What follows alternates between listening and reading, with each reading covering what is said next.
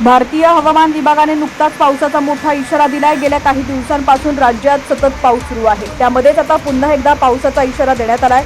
काल अवकाळी पावसानं पुण्यात थैमान घातले। दिवसात पावसामुळे अंधार झालाय। जोरदार वादळी वाऱ्यासह पाऊस झालाय। पुण्यासह अन्य जिल्ह्यांमध्ये सुद्धा पाऊस आणि गारपीट झाली आहे। आजही राज्यात पावसाचा ऑरेंज आणि येलो अलर्ट देण्यात आलाय। मराठवाडा आणि मध्य महाराष्ट्रात पावसाचा ऑरेंज अलर्ट देण्यात आलाय। काही भागात आजही गारपीटीची शक्यता आहे। पुढील 5 दिवस पाऊस कायम राहणार असल्याचा अंदाज आहे।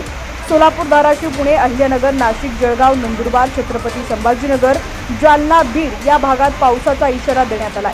या अवकाळी पावसामुळे शेती पिकांचं मोठं नुकसान होत आहे। एप्रिल महिन्याला सुरुवात झाली पण पाऊस काही थांबत नाहीये। पुढील 5 दिवस राज्यात अवकाळी पाऊस राहण्याचा अंदाज वर्तवण्यात आलाय। पावसामुळे शिरपूर बाजार समितीत शेतीमालांचं लाखोंचं नुकसान झालंय। शिरपूर येथील कृषी उत्पन्न बाजार समितीमधील शेतमाल खरेदी विक्रीचे व्यवहार सलग सुट्ट्यांमुळे 3 दिवस बंद होते।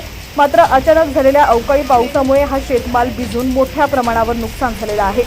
जळगावच्या चोपड्यात वादळी वाऱ्यासह अवकाळी पाऊस आणि गारपीट झाली आहे। शेती पिकांचं मोठ्या प्रमाणावर नुकसान झालंय। नांदेडच्या अर्धापूर तालुक्यातील चेनापूर इथं वादळी वाऱ्यासह झालेल्या पावसामुळे शेती पिकांचं अतोनात नुकसान झालंय।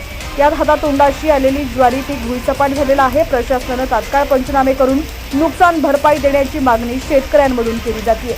नाशिकच्या निफाड तालुक्यातील पूर्व दक्षिण भागातील कांदळ, देवगाव, शिरवाडे, रुई, मानोरी फाटा तसंच परिसरात दुपारी 4 वाजण्याच्या सुमारास वादळी वाऱ्यासह झालेल्या मुसळधार पावसानं सुमारे अर्धा तास जोरदार हजेरी लावली आहे। या अवकाळी पावसामुळे शेती पिकांना मोठा फटका बसलाय। काढणीला आलेला कांदा, गहू व द्राक्ष पिकांचं नुकसान होण्याची भीती व्यक्त केली जात असून बळीराजाच्या हातात तोंडाशी आलेला घास हिरावला गेलाय। आता राज्यातील तुमचा जिल्हा कोणता आणि तुमच्या जिल्ह्यात हवामानाची काय स्थिती आहे ती सुद्धा आम्हाला कमेंट्सच्या माध्यमातून नक्की कळवा। अजूनही आपल्या चॅनलला फॉलो केलं नसेल, सबस्क्राईब केलं नसेल तर नक्की करा।